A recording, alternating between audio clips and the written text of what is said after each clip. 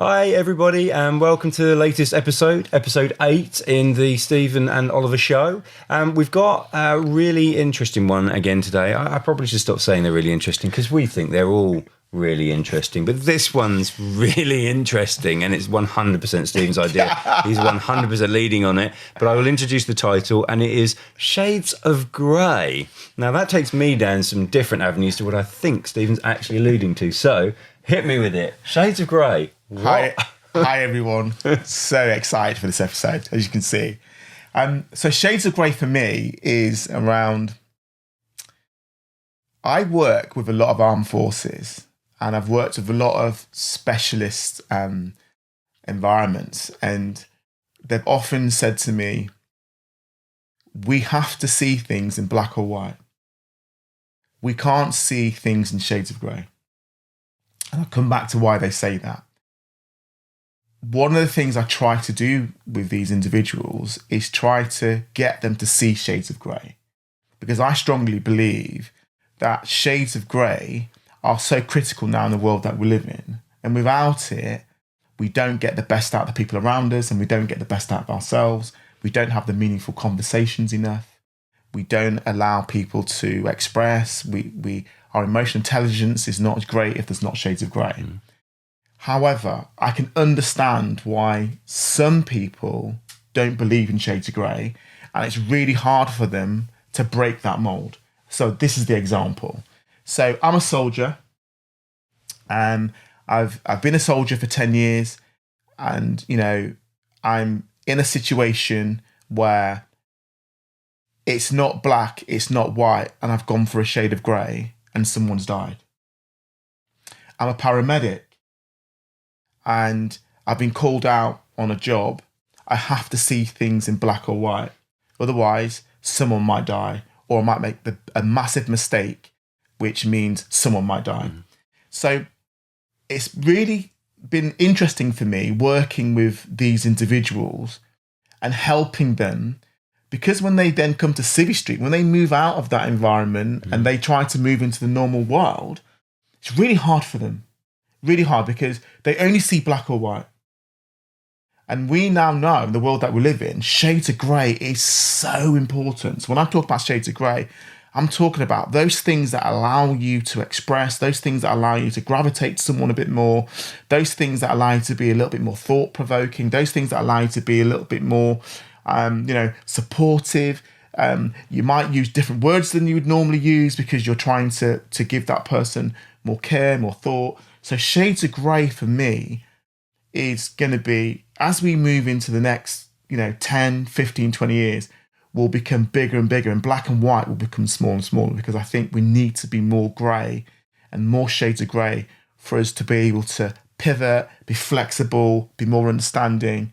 Does that make sense? Yeah, it does. Yeah, it is fascinating, because I'm definitely going to be in the not so much the minority here, but certainly in this conversation I am, because I have never, that's weird, never knowingly coached anybody from the armed forces or paramedics or medical background that I know of. It's certainly not come up, so you would have thought I would know, because we go quite deep, don't we? So a couple of my American clients have served a little bit of time, but I've not been working with them long enough for it to have come up. So that's really interesting.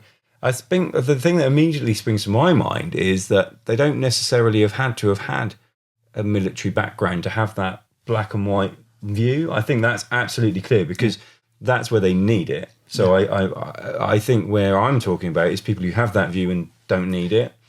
And that's not more interesting for me, but obviously being selfish, I'm putting it into my own situation, not having done any of what you've done. I'm immediately thinking of quite a few people I've worked with that infuriate to me. I've got a couple on at the moment that okay. I'm almost like, I can feel a rant. Why are you paying me? What is the point? Because you just don't want to see any of this. You're not, or whenever anything reflects badly on you, you're not. It's my way or the highway comes to mind. It comes like even more than just intense and just basic micromanagement. I mean, I've got an organisation with 120 staff, and it's still led by one person. I mean, it's absolutely astounding. But they want an improved culture. They want their staff to deliver more. There's become, I don't want to allude to too much because it will be too clear who they are, but there's been a change in the company in the last couple of years, which means they need everybody else to pull forward. And it isn't. I was not even going to say it won't and it can't or it might not happen. It isn't possible under this current stewardship because it's my way. It's that way. There is no, okay. So, and I've put a few ideas their way and it's just like, no. There's not even acknowledgement. There's just like, well, it doesn't fit in with here. So it's not on the black side. So it's white. So not interested. And you're just like, you can't even reason with this individual, but they want all the unreasonable stuff. They want the staff to improve. They want the staff to be more engaged. They want their, everybody to do more and blah, blah, blah, blah. Well, you're not going to get it. It's not even up for debate. I don't even need to worry about the fact that I'm right or wrong on this one because you haven't got a chance. So it actually goes far further than just the people who've been trained it. Mm-hmm. There are some people, I guess, they've lived their lives that way. I don't know if they're born that way. Well, as soon as you said that, I looked at you and the first thing I thought about is the black or white sometimes comes from our parents and their parents. So, growing up in a Caribbean household, there's definitely things that were drummed into me based on their experiences and what they thought was right. And it is quite interesting, I have my daughter's nearly 9 and, I could not bring her up with black or white. There has to be a shade of grey. Otherwise, everything's too definite, everything's too serious, everything's too critical. Everything can't be critical and serious. There needs to be some flexibility there. And I've really thought about this subject matter quite a lot because when I worked with these individuals, I had to put myself in their shoes and understand, well, that's all good and well for you, Stephen, but if I didn't do that, someone's leg would have got blown off. If I didn't do that, someone would be in the wrong place at the wrong time and be captured. So, putting yourself in that scenario, you go, right, I can understand actually. But what I'm trying to get at here, whether you've been trained to do it or whether you've been brought up in an environment where you've picked that up, what I'm saying is we need to help these people to learn the shades of grey because that will enable them to be much more vulnerable, much more open, much more approachable. It helps you with your communication. It helps you when you're delivering messages. It helps you to be more consistent. I can go on and go on and go on. So this is one of those subject matters, I think, that it really is about helping people to see that the shades are grey. Yeah. And obviously we've always said, we want these podcasts for people to take things away. So I'm just going to give you some things where I think can really help you try to lose this as there's only this way or this way. There's more ways. And that one of the things is, to spend some time sort of thinking about yourself and how things affect you and what you can do to help yourself. Spending more time doing that is a great way to see the shade of grey. The other thing which I use quite a lot is the pause, allowing the silence for a little while.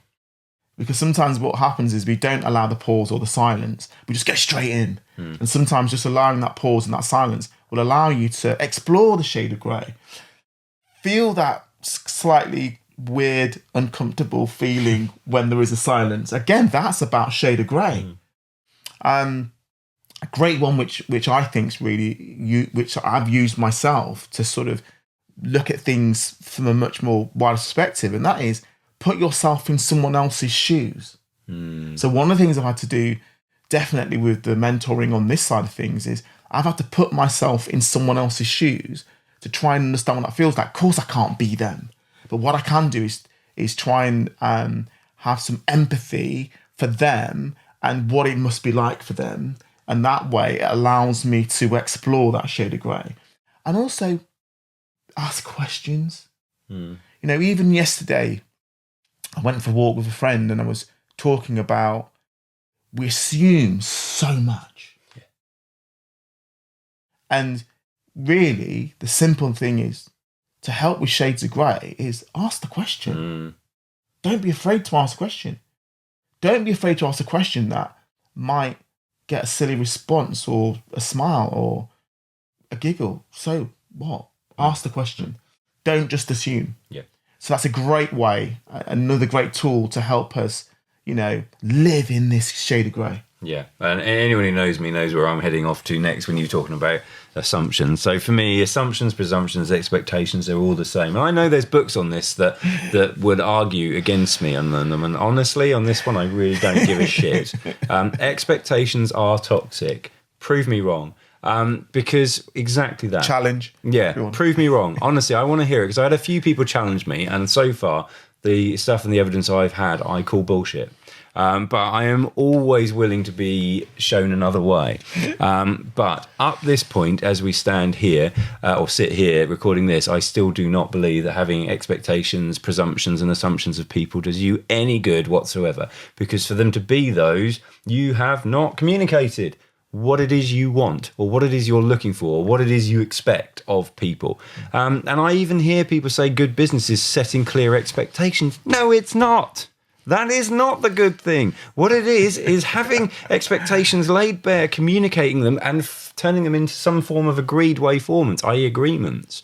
So absolutely not having something you're thinking in your head and have never articulated to someone. And that doesn't count by sending emails either, because written communication doesn't always come across in the way you intended it. So this needs to be some form of, for me, verbal communication. It can't always be face-to-face, but certainly can be video or phone call or something like that. You definitely need to be able to do that, because I've just seen so many problems. And even if someone eventually comes out will give me some sort of caveat as to why it's not 100% a terrible thing, I've still seen enough things to say that I think it is. So it's going to be a real hard challenge for someone to come through on that one. And I know there's some authors of some books that have sold well that are going to have a view on this one because it's happened before. I don't care.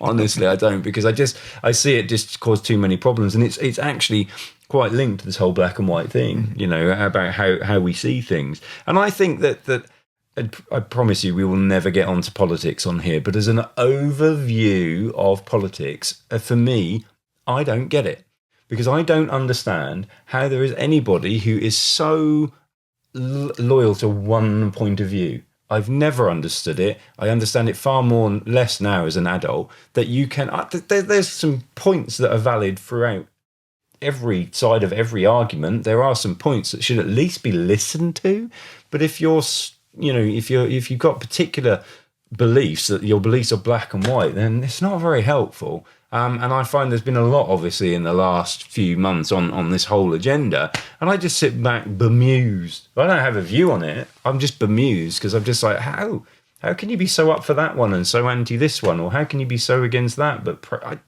I don't get it. And it is that probably largely black and white thing. And it's interesting.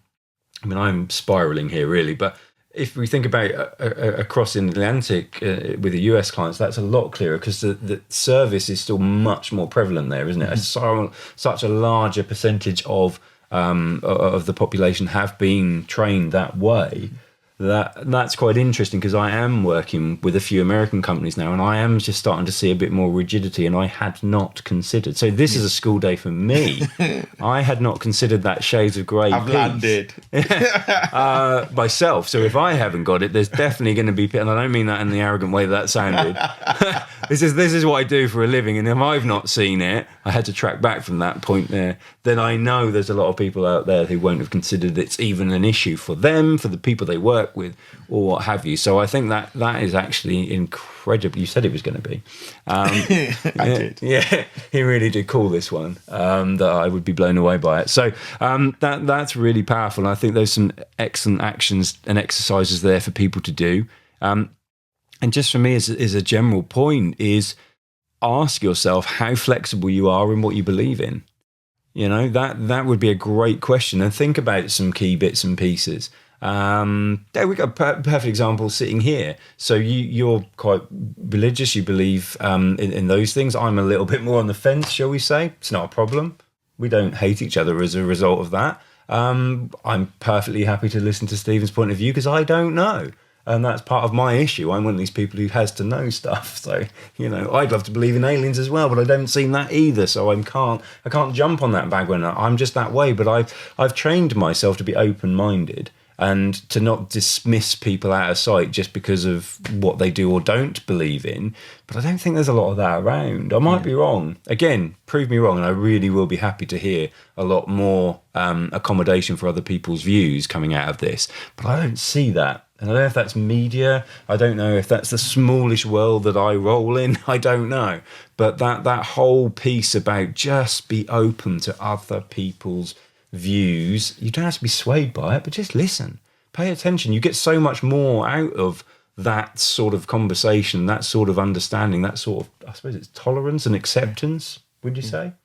Yeah, and just listening to you talk there, and it's still talking, not ranting. The passion, the passion in your voice, and I guess might be people listening to this podcast where this has really opened up some emotions. Mm-hmm. So again, and please, reach out to us and also challenge us.